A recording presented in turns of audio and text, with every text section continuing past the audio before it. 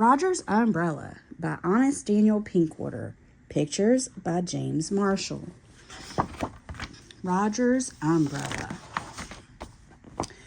When Roger left for school on rainy days, or days that looked like they might be rainy, his mother always said to him, "Roger, be sure to take your umbrella." He didn't like taking his umbrella. For one thing, it got in the way. For another, he didn't like the way the umbrella behaved. Sometimes the umbrella would suddenly turn itself inside out for no reason. Sometimes it would catch a gust of wind and make Roger walk on his tiptoes. Sometimes it would even lift him completely off the ground. But that was nothing compared to what his umbrella would do at night. It would suddenly pop open and hop around the room. It would flap like a big bird or bat. It would try to escape out the window. Roger would have to grab the umbrella and struggle with it until he could finally stuff it into his closet, where it would thump and flap for hours. He told his mother about it. He told her that he didn't like his umbrella, that it was a wild umbrella, and he wanted another one. "An umbrella is an umbrella," she said.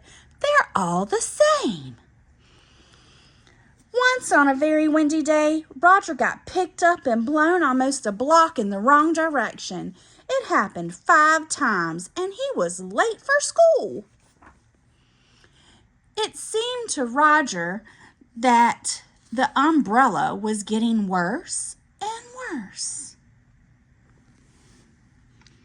One night, it almost escaped. Through the window, Roger managed to catch it by the handle, but the umbrella popped open. Roger couldn't pull it back in, so he just held on until the umbrella got tired. It took almost an hour. Then the umbrella started to lift. Roger high in the air whenever it got a chance. Sometimes it would lift him 10 or 15 feet and carry him for blocks and blocks. People would shout, "Hey, come down from there. Don't you know that's dangerous?" Roger was too busy banging on and hanging on and being scared to answer. Sometimes the umbrella would put Roger down in places he did not know. He had to ask policemen how to get home. And he would be late for supper. When his mother complained, Roger would tell her it was his fault. It was the umbrella's fault. "An umbrella is an umbrella," she would say. "They're all the same." One day, Roger was about to leave for school. It was very, very windy. "You better take your umbrella," his mother said. "It looks like rain." Roger took his umbrella. He had hardly gone a block when the umbrella popped open all by itself. The wind picked up the umbrella and Roger at once and blew them very high, higher than they'd ever been before. It blew them higher than the rooftops. Roger hung on. People and cars looked small beneath them. "You awful umbrella," he said. "I hate you." The umbrella seemed to stand still. High in the air, it rocked back and forth. Roger looked down. He didn't like it. "Put me down, you stupid umbrella," he shouted. Slowly, the umbrella began to drift downward. Roger had no idea where he was going. At last, the umbrella put him down inside a high brick wall. The umbrella started to flap. Roger tackled it and managed to wrestle it to the ground. Then he sat on it. Every now and then the umbrella twisted and struggled. "Will you be still, you stupid umbrella?" Roger growled. He saw three old ladies rushing out of a big house. Each of them was waving an umbrella, and they came closer. Roger could hear what they were saying. "See? There he is! I saw him jump over a wall." "No, no, no. He fell from a tree.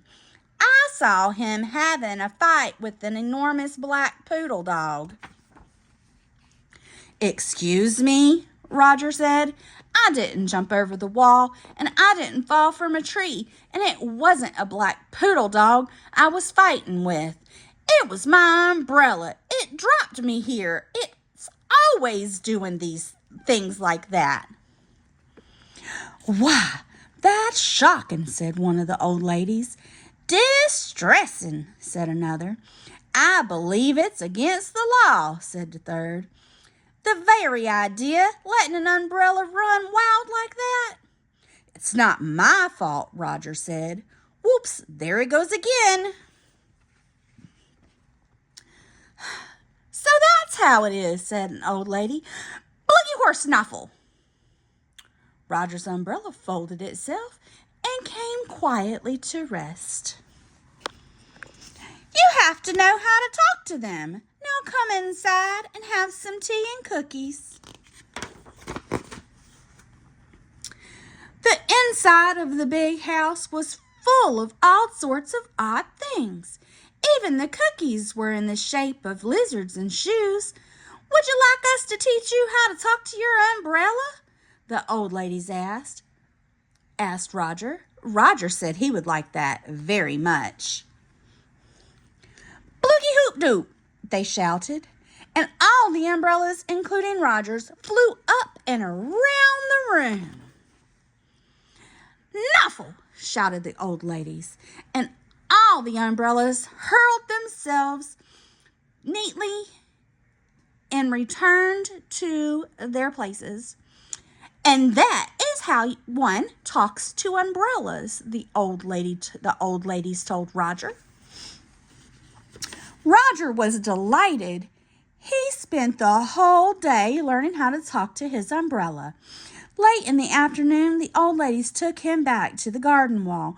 "Remember," they told him, "an umbrella is an umbrella. They're all the same." Roger thanked them for the visit and the tea and cookies and the useful information. Then he said to his umbrella, "Bloogie hoop dwing," and they floated over the wall and over the housetops and headed for home. The end.